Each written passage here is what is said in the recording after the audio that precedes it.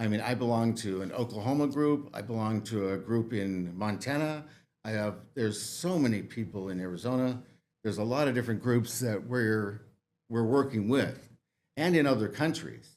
We've done, good friends of ours just did a movie, and this movie was done in Europe, but it's a Bigfoot horror movie, but they're also actually using our people from the Bigfoot Project, and they're acting in this movie as if, what would an investigator do if this happened? Or what would an investigator do in this situation? So they're getting some firsthand knowledge when they're doing this movie. So they did a really good job that way.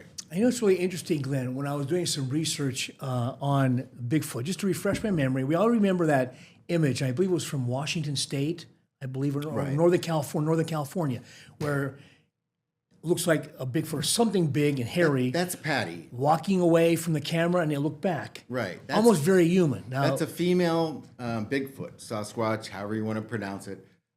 She was walking on a sandbank near a river, and they captured it with the Patterson-Gimlin 8mm film. Very documented. It's been proven. It was photographed digitally with a camera, a microscope, so that they got the detail out of every single frame of that movie. Okay, so that's why they can stabilize it now.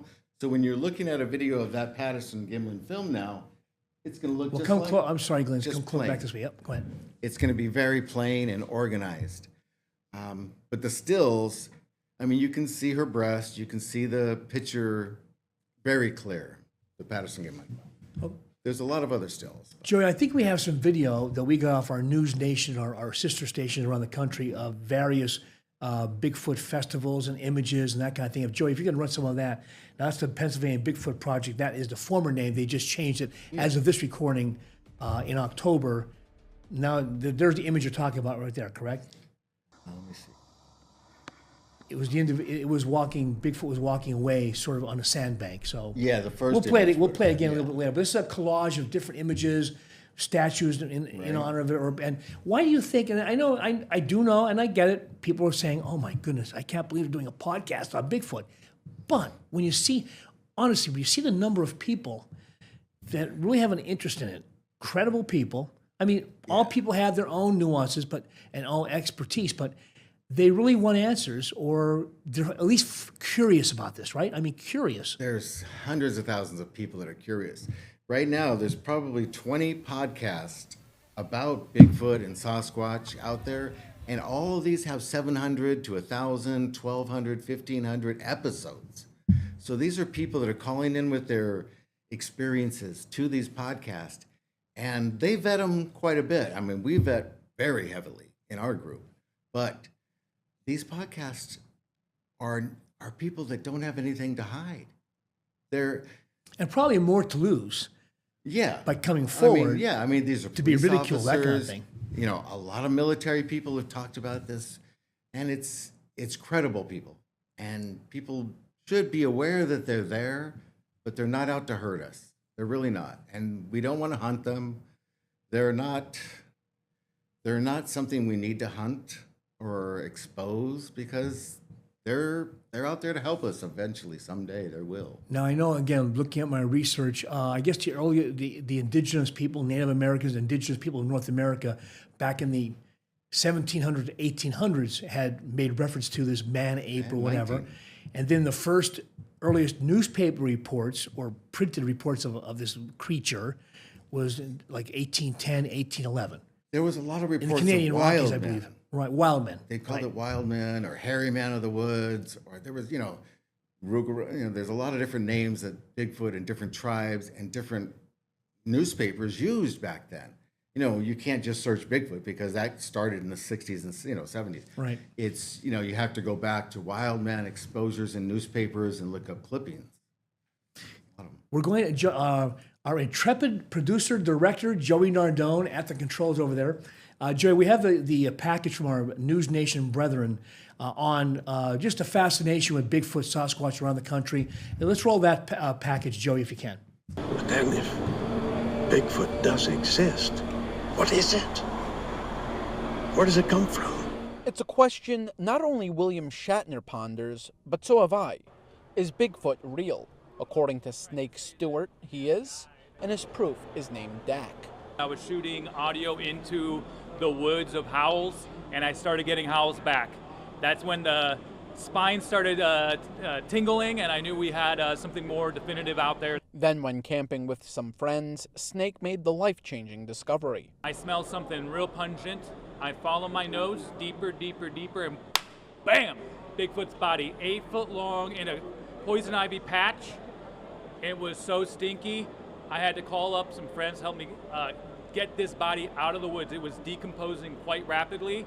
Snake says he found this Bigfoot north of Old Forge. Now I'll take a Bigfoot of my own over here, where there's also pieces of evidence such as this fur sample and the footprint from the day Snake found Dak. There might have been 2 Bigfoots battling. It could have been something to do with a mating ritual, or it could have been just 2 males. We're really not sure about what transpired, but there was definitely 2 at the site where we found the body. If there might be multiple Bigfoots out there, I needed to know if other urban legends could be true. If I got Bigfoot, let me tell you, brother, there could be anything out there. You look at that, and that's the first time I'm seeing that they found the remains of a Bigfoot. And I'm sure, again, Glenn, people are looking at that and saying, oh, it's probably a dummy. They made it up. They put stuff on there. You know what I'm saying? I mean, what do you say to people look at or asking those questions? Well, I mean, there's been multiple, I would say, bodies found or shot to death. And I think that the government takes them away.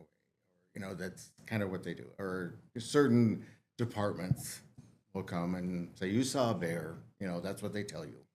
And if you say anything different, there's a problem. So most people just, okay, I saw a bear. So, but as far as that one, I haven't done the research or follow up on that that specific particular report, one. right. That's new to me because I don't hear everything. And, you know, you can't. There's so much out I there. have 2 more, How you know, could you, there's right? so many things coming through the lines. You mentioned something about the Indians and that. There was many ceremonies that Bigfoot used to, I would have with the Indians. And recently we've gotten 2 reports, I won't say what state, but Bigfoot has come out and joined in some of these ceremonies again. And that hasn't happened in over 100 years that I know of. So that's something important. That means they're starting to trust at least some of the Indians. It's interesting, and again, and excuse me for being so skeptical with the seemingly skeptical question, but you're really convinced they're out there, correct? I mean, Absolutely. I know we know each other about 4 years now, and we've talked off and on about your Bigfoot project and your efforts and things like that. And truth be told, to the folks watching this podcast right now, I had met Glenn and we talked about it. I thought, you know what? It's a fascinating subject. It's like, so we want to do a podcast on it. Is what it is, and see. And I'm learning more. At least the reports of the sightings, the evidence of something going on out there. We're going to take a short break, and Glenn Barassa, who is the assistant director of the Bigfoot Project, formerly the Pennsylvania Bigfoot Project, is our guest here today on the Mehalshick Files podcast. And when we come back, I did a Zoom interview with Mary Fabian, the founder of the Pennsylvania Bigfoot Project. That'll be coming up in our next segment. You're watching again the Mehalshick Files on a 2822 Now app on your smart TV. We'll be back after this short break.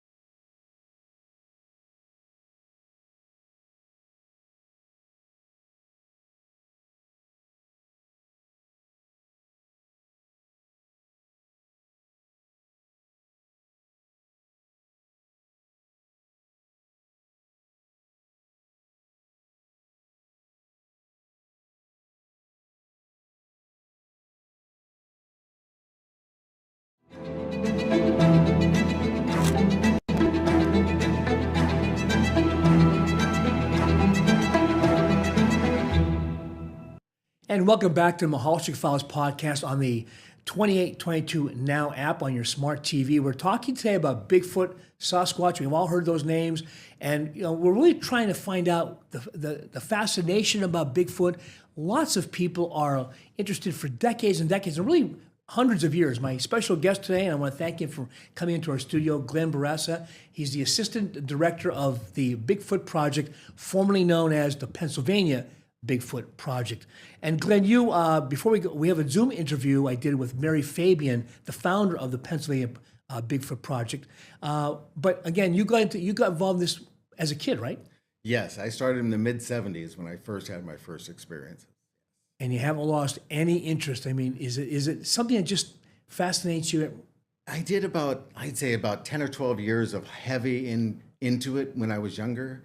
And then I got married, got my kids. Life happened. Didn't right? even touch it for about 10 or Right. 15, 20 years. When they got to an age, then I started going back into it. Right. And I was moving to Pennsylvania. So naturally, I met 2 or 3 people that were going out there and Bigfooting. And that's where I got into this Bigfoot project and met Mary Fabian, of course. She came to my first town hall meeting that I had. We had a pretty good group, that group. We've done 2 or 3 others since then. And we do movie nights out in the woods to kind of create a different atmosphere for Bigfoot. They're very curious creatures. They'll come up to you. You don't have to go out and look for them. It's a different kind of not entity, but they're a different kind of person. Do you think, and we're going to run Mary's interview shortly, are they animal? Are they a hybrid? Are they a man? What is a Bigfoot? A lot of people have their opinions. I believe they're the alpha human because they're so human-like. And the alpha of most species can do an infrasound. And their infrasound is amazing. Like I said, the reverberation that can go through your body, whether it's a silent type or a loud, boisterous type. Bigfoot can also speak or yell on the inhale and exhale. You can hear it roar for like 20 or 30 minutes, and you think that there's multiple creatures because they don't stop. They never stop. I mean, when I heard it, it was 20 to 25 seconds of just this huge creature roaring, just amazing. And it just didn't stop. It went on and on and on. And now that you learn more about these creatures, that they can do this, and these were specialized linguistic specialists that found that out, that they can speak on the inhale and exhale. It wasn't just a theory; it's been proven. Okay, Glenn Barassa, we're going to now. I talked to Mary Fabian, the founder of the Pennsylvania Bigfoot Project, and talked to her about, quite frankly, about how she got started into it, and also what the group does statewide and now nationwide. So Joey Nardone, our director, our producer, let's fire that away. First of all, give me some of your background. Talk about the Pennsylvania Bigfoot Project. What is it, and how did it get started? Well, it began after I retired, but initially my interest came in whenever I was a kid with my first sighting. I was 11 years old, and I saw one just off of our property. I lived on a 100-acre farm, and I saw one, and that kindled, the interest, along with conversations with my dad, who was also interested in the paranormal, Bigfoot and UFOs, ghosts, etc. And although my dad called them wild man or the hairy man, because he was old school, old school Pennsylvania, born and raised.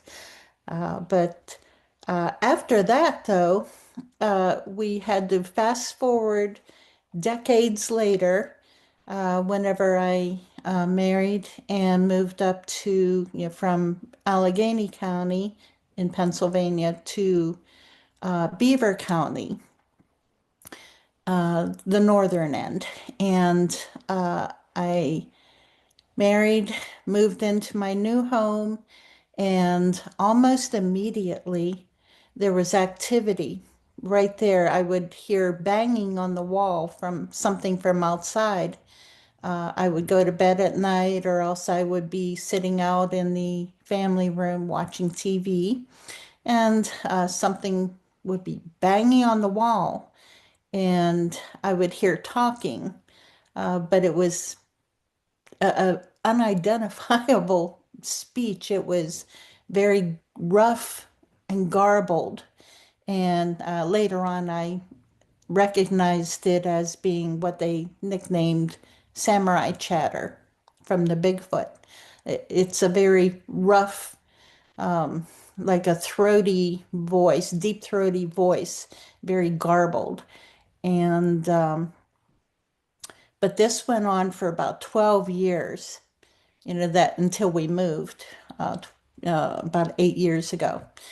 And that one, I saw that Bigfoot one time pretty clearly. He was peeking out over the wall behind my house, just his head and shoulders, looking at me as I sat out in the backyard.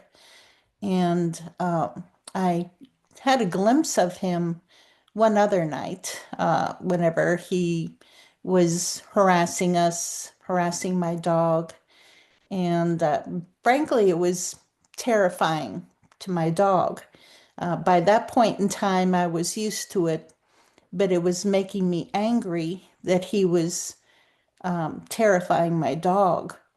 And so, it just built up and built up until one night I could see my dog reacting. She would sit there watching out the back door, and whenever he would come around, she would give like a very soft mixture of a whine and a growl, very low, very soft. Her hackles would go up, and then she would creep backwards crawl backwards until she was huddled up against me, just shaking in fear. And so that night, I jumped up, ran to the back door, grabbed a golf club that I had sitting there, and just tore the door open, ran out after it. And I could just catch a glimpse of it running up over the hill. He was running away. And I think to me it was more a matter of, excuse me.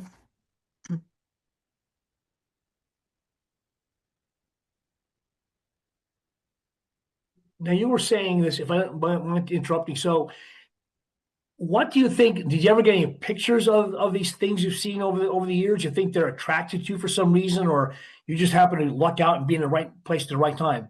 I think There, it's a I think it's a mixture of that they might be attracted to me in some way.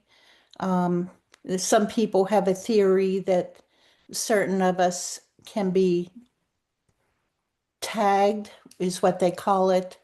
And there is quite factually scientific evidence of your DNA can be changed to exposure to infrasound, which Bigfoot will put out what's called infrasound. It's a low frequency sound wave. And and also I think it's a mixture of that, the attraction to me personally, and certain others, as well as it's possible that I just can recognize them a little bit more easily because I've seen them so often. I recognize their movements. I recognize their shape. I know how they move. And so I see them. so Mary, and I got you again playing devil's advocate, and we're talking about, and Yeah. we've done podcasts on all kind of topics, paranormal, UFOs. We've done a lot of work with MUFON investigators. The Yes. Pennsylvania Bigfoot Project. I'm sure there are people listening to this or watching it saying, Right. Are you kidding me? There's been no proof. We don't see any bodies. With all the technology we have, satellite, drones, why Yeah. aren't we finding a carcass or remains of a Bigfoot? Unless they're out there that I'm not aware of, or maybe the government has it somewhere. Why do you want to tell those skeptics out there saying, why are you Mhm. guys even talking about this in a podcast? It's crazy. What do you want to say to those folks? And why you started a Pennsylvania Bigfoot project. Right. What do you want to say to those people, skeptics, but also what is the Bigfoot project? Yeah, I'm Ask the first sorry. question first. What about skeptics? Okay, to the skeptics saying, where's the body, where's the proof, etc. I always tell them, who says there isn't? Who says that the government doesn't have a body? Who says the government isn't fully aware of their existence? And there is quite a few retired government officials and workers that I have spoken with that confirm this, that the government is very well aware of their existence. They just cover it up for whatever reasons. We don't know. What do you think they are? I mean, the picture in my day, back in the 70s, there Yeah. was this famous pictures, of this like Sasquatch or Bigfoot looking back, right? Yes. And Yes. then since then, there have been so many more images caught. People are looking for it, that kind of thing. But what do you think? Again, if they exist, I'm not saying they do or don't. We're just asking that question, and you guys Yes. are researching it or looking into it. What do you think they are? I mean, what is a Bigfoot? Is it a hybrid between a man and a beast, or what is it? Again, if they exist, and you believe they do, obviously. Oh, I know they exist. I term myself as not being a believer. I am a knower. And the thing is, I have to qualify, a statement that I haven't seen hundreds of them. I don't see them everywhere. I have seen a total of five, and that's been over a period of little over 5 decades. And, I know they're there. But as for what they are, we can only theorize on that. They do exhibit primate behaviors, typical primate behaviors. Jane Goodall recently passed away here, rest in peace. But she always believed that they existed. It was more a matter of, I was really hoping to meet her one day and help her on her search, to for her to have her own sighting. But I don't know. What they possibly could be is a hybrid of a unknown hominid, something, another branch of that tree, not Neanderthal, not Denisovian, not Gigantopithecus and all the other ones, not human, although their DNA does come up as part human and part unknown primate. And where are you getting it? You're saying DNA. That means Yes. something was found. Did you find that Oh, yeah. over the years on leaves? I mean, there's no body per se, correct? Uh, Educate me on that, because where would this DNA come from? from hair samples. We have hair samples. Many of us have, we know and have identified certain trackways that they go through on a regular basis, and their hair will be caught on trees, higher up than what a normal animal would pass by, or fence, like on a barbed wire fence or something, they would step over. And so we've pulled hair samples off of these and sent them into certain labs. Now there's three different labs that I work with. Two are pretty well known, and another one is a private lab that I work with. And unfortunately, through those labs, I haven't received any feedback yet, the results. But Dr. Melba Ketchum has she has done her own research over the years through samples that were sent in to her. And she, through her research, she is a geneticist. She regularly testifies in court proceedings. She worked on the World Trade Center on the collapse to help identify bodies. So she is a extremely qualified scientist. And so she has identified that they are part human and unknown primate. What is now again, just the your Bigfoot project, you Yes. started Pennsylvania Bigfoot Project, correct? Or Yes. what is that? What does your organization do? I met Glenn here from Northeastern Pennsylvania, Yes. and Glenn will be part of this podcast. We're going to be talking to him on our podcast also. Yeah. What is your project? What do you do? What exactly does your group do, and how many people belong to it? Well, we have almost 20,000 members. We're just on the verge of tipping over that little mark, of which I'm quite proud of. We started 10 years ago, and that was primarily begun to get people together of like interests within a local area and as a research and investigation arm.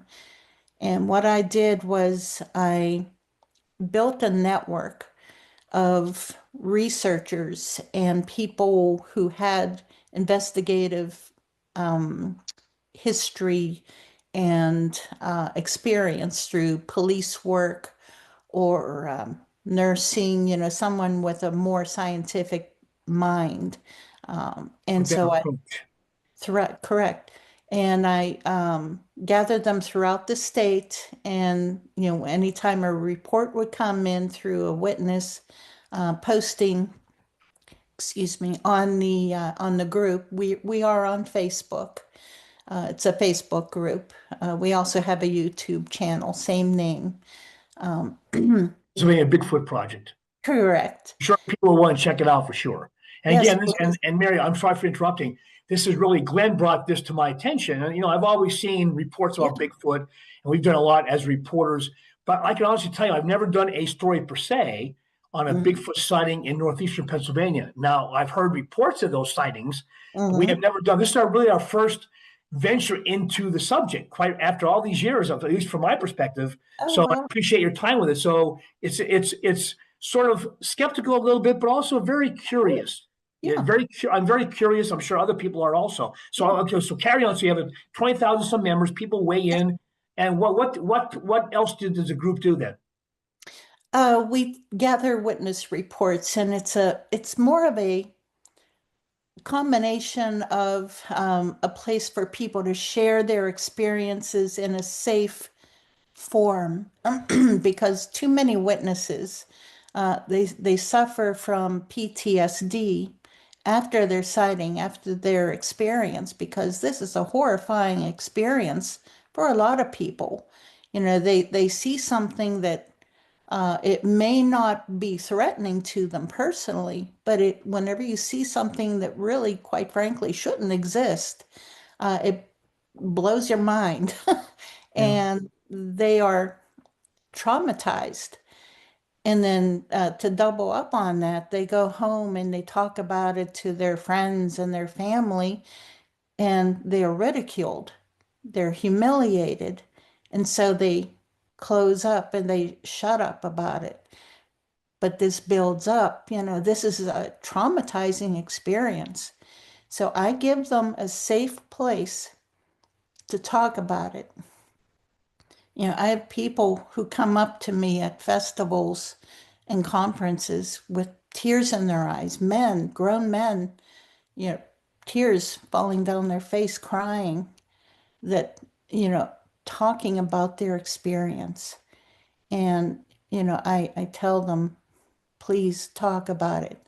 To whoever will listen respectfully. The more you talk about it, that weight will come off your shoulders. Share your story. And I just offer them a safe place. And then, I asked them, is this something that you would like us to investigate? Do you want us to go to that spot and check it out? And with their permission, we'll go. I'll send whatever investigator we have in their area, to go check it out. And Glenn Barassa he was one of our investigators. We have since kind of put that investigation arm on hold for right now. But Glenn, he is the Eastern Pennsylvania State Director of our investigation teams. And Mary, again, I'm sorry for interrupting. It's so fascinating.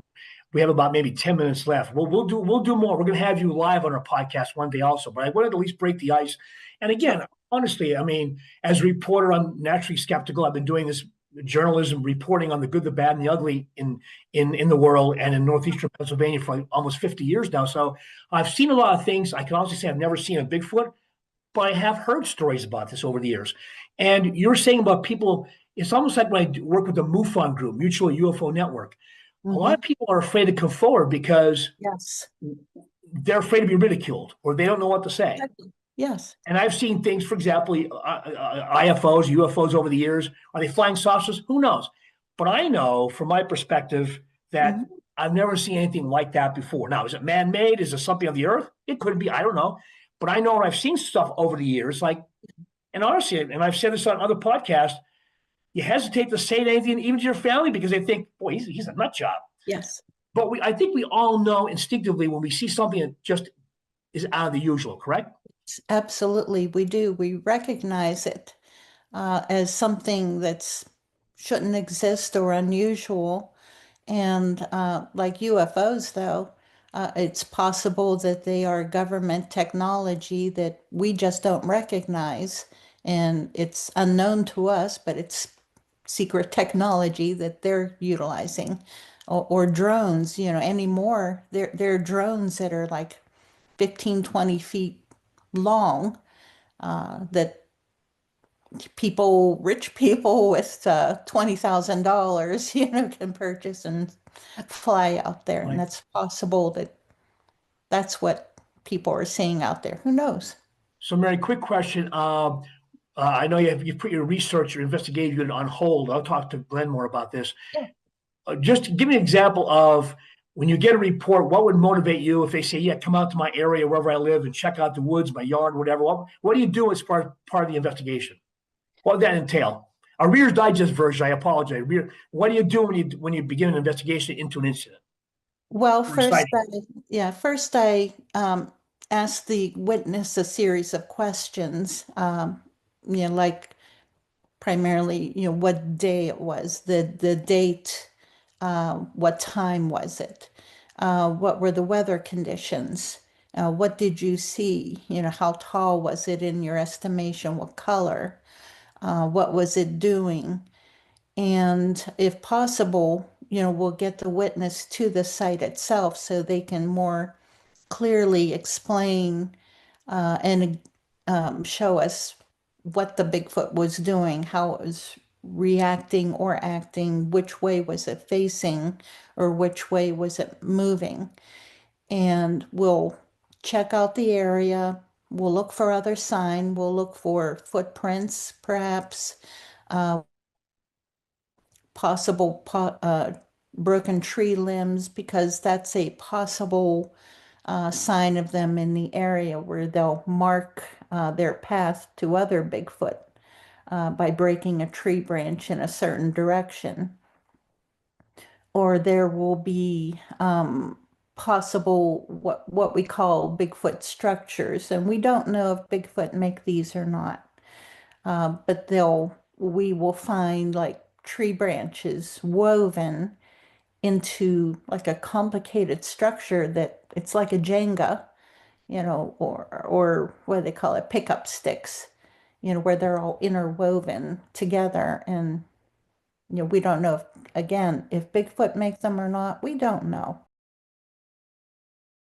Being the founder of the Pennsylvania Bigfoot Project. We're talking about Bigfoot, Sasquatch, and everything connected to that. A very interesting topic. My guest in studio at the 2822 Now studio is Glenn Barassa. He's investigating Bigfoot. He's been fascinated with it for some 55 years or so. I'm aging both of us. We're going to take a short break on the Mehalshick Files. We'll be back on this podcast, Searching for a Bigfoot. We'll be right back.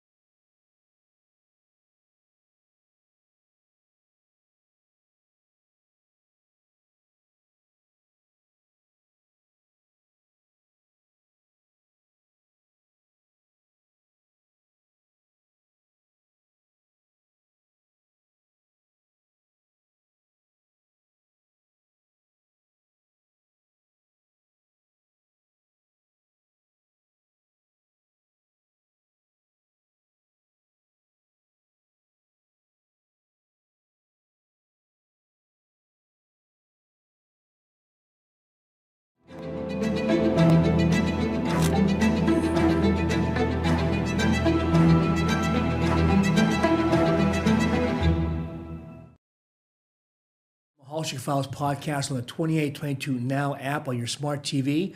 We're talking about Bigfoot and Sasquatch and the fascination with what has really become part of the folklore, especially in North America and around the country. My special guest in studio today is Glenn Barassa. Glenn, thank you for coming in today. I know we're all busy, so to get a chance for you to come in, we really appreciate it. Glenn is the assistant director of the now Bigfoot project here, which is going nationwide now.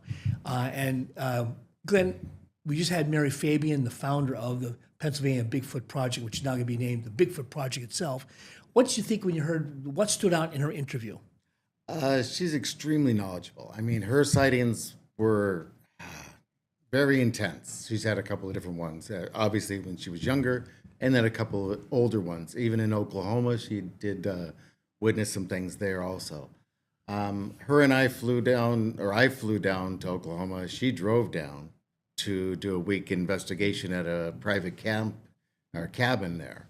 And we did branch off a couple different times in a couple different areas, but some of the video that she got was on this clip that they're going to show. But there was a little, like 2 showed up on that. I had an experience where we were driving along a slow back road. We're going about 20 miles an hour, and we could hear something in the woods keeping up with us. You know, and we kind of slowed down and we'd listen more and we couldn't see it. We came around a corner and we saw this huge bird.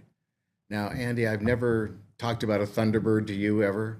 Well, this looked like what people are calling a thunderbird. This is in Oklahoma, and it took up pretty much half of the road, right in the center of it. Its back was to us, and we were probably about I would say a quarter mile away or a little bit less. And as soon as it took off so fast, it went up and over the trees in about a second and a half. And these trees were about 30 feet high. I've never seen a bird or anything move just that fast. It just went up and over you could see it go up and over these trees and then gone. And it was pure black. There was no eagle. It was eagle shape, but huge. But she's had a lot of great experiences, and her benefit to the group is amazing. She's a good support system. Like I say, she'll send us out to an investigation to follow up with people.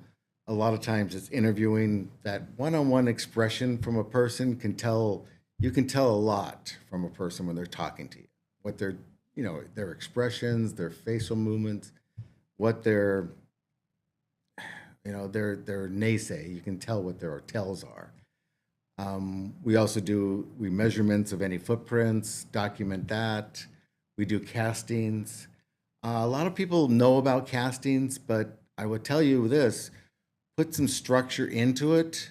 If it's a tiny footprint, use toothpicks or wooden stirrers for coffee. Put those in your cast. It'll help support them so they don't break. You want some structure, like rebarb. Think of it that way.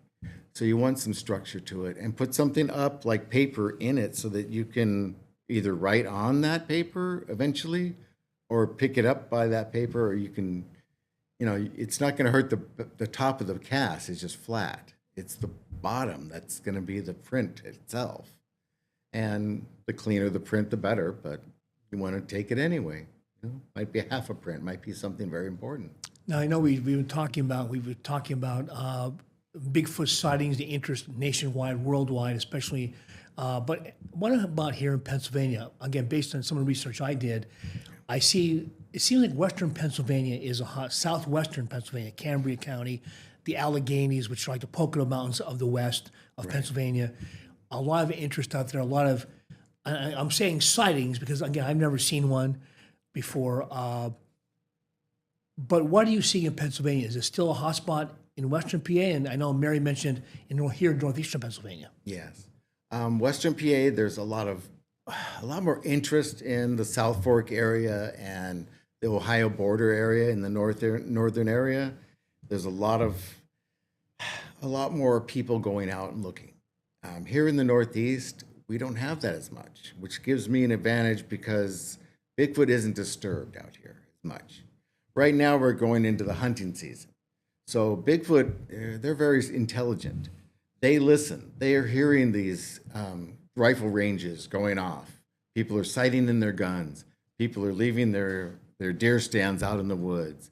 They're making these little marks on trees to find their tree stand. They need to know. So people are out there in the woods right now.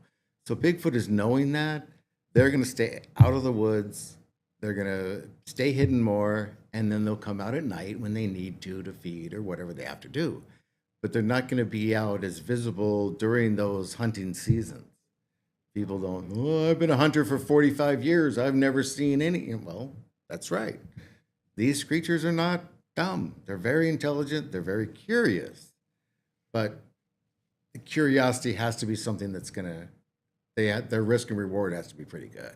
And I'm sure, Glenn, sorry for interrupting. I'm sure, and I've said this several times during our interview here and during Mary's interview on Zoom, I'm sure there are people out there, I'm not going to call them skeptics, but just people saying, listening to this conversation for sure, and saying, oh my goodness, you're talking like this. It's a fact. Where are the bodies? We have satellites up there. We have technology, especially when you talk about hunters. Northeastern Pennsylvania, you know, we own hunting, right? There's game cameras everywhere. So why can't we get one of them either captured or a game camera image? And I don't want to say shot as in, if they do exist, why shoot it? But why aren't we seeing more, do I say solid evidence? People, I'm playing devil's advocate. Why aren't we seeing more? Right. I mean, if you look up the Pennsylvania white Bigfoot, there's a video that was taken from somebody that heard something in his backyard and a little cell phone or whatever he was recording on. It did a good job. There was like a split second where the creature moved, and then it was like a second and a half, 2 seconds where the creature actually stood, moved, and you can see the expressions on its face change. And there's no way a mask could do that. And the speed of this creature was amazing. So I would definitely suggest people look at that one. But I mean, my own experiences, there was 4 of us going out to Hickory Run one time near there, and we had an encounter with this creature stomping up at us. Now, AJ had gotten in the vehicle, and this is a short story. And that's your friend, AJ. My friend AJ is a investigator with the Pennsylvania Bigfoot Project. He had 7 counties under him, and I had, you know, the other 14 or whatever it was in the Northeast here. But we had parked in this area, and it was nighttime when we returned to this area. I had Stephanie, her boyfriend, AJ, and myself. So there was 4 of us at this investigation. I decided to replicate a yell that I had heard in Arizona. So my driver's window was down. So I walked past that, and AJ was in the passenger's front seat. He was doing some map work for our next research. So I decided to replicate that yell. I went to the back of the vehicle. I didn't tell the other 2 or AJ what I was going to do. So I'm at the back of my SUV, and I just did like a half a second loud yell, as loud as I could, just roar. And within a second, some type of creature, and I can't say that it was Bigfoot, but I've never heard anything stomp as loud as this in my life. It was breaking branches, stomping up at us, bipedal, because you can hear the bump, bump, bump, bump, gaining speed. This creature was so loud, AJ could feel it inside the vehicle, the stomping. And everybody, this boyfriend of hers jumped in the back seat on the back seat, slams the door, so Stephanie has to run around the front of the vehicle to get in the other side. I jump in, I start the vehicle. As soon as she got in, we were going. And it was muddy, but flying along. And they're yelling at me, don't stop, that thing could just knock this truck over, go, go, go. They're yelling at me. And I did, and I wanted to go back that night, but they wouldn't go back. So AJ and I went back at 7 a.m. the next morning. And we're investigating just like we do. We look for footprints, but we're looking up, and we're finding branches that were 2.5, 3 inches around, just sprawn up into these laurels. These mountain laurels, I call them the grandfathers because they're so tall. They're like 15 to 20 foot tall. The leaves are just amazing. But the amount of power, it sounded like 2 tree trunks a foot around stomping up at us. And everyone will tell you the same thing. It was just, I can't imagine how big that creature was. I've heard footprints, but I've never heard anything stomping like that. I can think of an elephant being that big, but they walked like gingerly. They don't walk, they don't stomp. This was, amazing, and gaining speed as it came up at us. And it stopped. I think it could realize when it got close to us, it could see better than us at night, and it could see that we weren't in danger, because I think it was coming up to protect us. I think it heard my roar and thought that we were getting attacked. And this Bigfoot blew its cover and was coming up to protect us. Because that's the only thing that makes sense. Because if it was coming up to attack us, it would have just came up. It could have just, that as heavy as those stomps were, it could have just flipped that Toyota RAV4 in the air or stomped on it, whatever it wanted to do. Do you think my producer, Joey Nardone, is giving us a 2-minute flag over there? And Joey Nardone, by the way, has his own podcast. Joey, what's it called? It's called Joe's Jukebox. Is your camera over there? Yeah, I could put it Put on. your camera on. How's it going, everybody? Hey, Joey. Hi, Joey. So it's Joe's new jukebox. Yep, it's a music podcast, and it airs later at night, usually around 10:30 on Tuesdays. All right. It's family friendly, though, right? Oh, yeah. Okay. So it's musicians mostly hailing from northeastern Pennsylvania, and we Cool. talk about the music scene. All right, Joey Nardone. Now we have about a minute and a half left. Just want to give Joey a shout out because we have, so much. We have youth, senior people, everything in between. With all kind of talk. And what's great about these podcasts, as you know, Glenn, is we could feature on like subjects like Bigfoot and do a more in-depth discussion about it. Well, I wore this shirt for a reason. It has a Dogman kind of picture on it. I had a woman come up to me and say, she heard my other set, and she sold her house because of this creature. She was looking out her front window, and this creature was about 50 foot away, and it was just staring through her soul. She said, the most evil thing she ever saw. And I said, what were the ears like? And she raised her hand up, really like, they were huge, and she said this thing was like a man on the top, but it had legs like a dog. And I got her through that trauma. I mean, I spent about 45 minutes with her. I went and had dinner. I came back and spoke with her another half hour just to get her to talk about it, Right. get it off, like it's gone. Glenn, we have to cut it short. We're going to have you back for sure. Glenn Barassa of the Bigfoot Project, Assistant Director, and fascinating subject. Thank you very much. Got to get you out in the woods with me. And when you get, if we could track down Bigfoot for the I-Team here on 2822 News, we'll definitely do it. Glenn, thank you very much. Thank you. And that's going to do it for this edition of the Mehalshick Files podcast on the 2822 Now app. Tell your friends about our app. We have a tutorial on our website, 2822news.com, where to find it, how to get it down there. It's on smart TVs right now, working to get it on every platform out there. So thank you very much. We'll talk to you next time, and most importantly, stay safe out there. See you.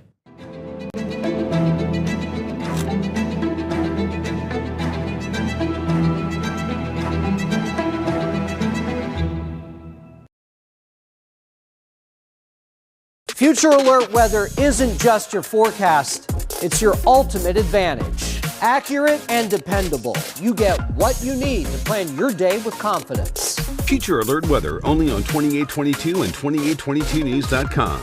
When the sun goes down, you need that home field advantage. When officials see my name on a caller ID, they answer. Yeah, Chief, can you update the situation? Watch the team with the home field advantage. Only on WBRE and WY.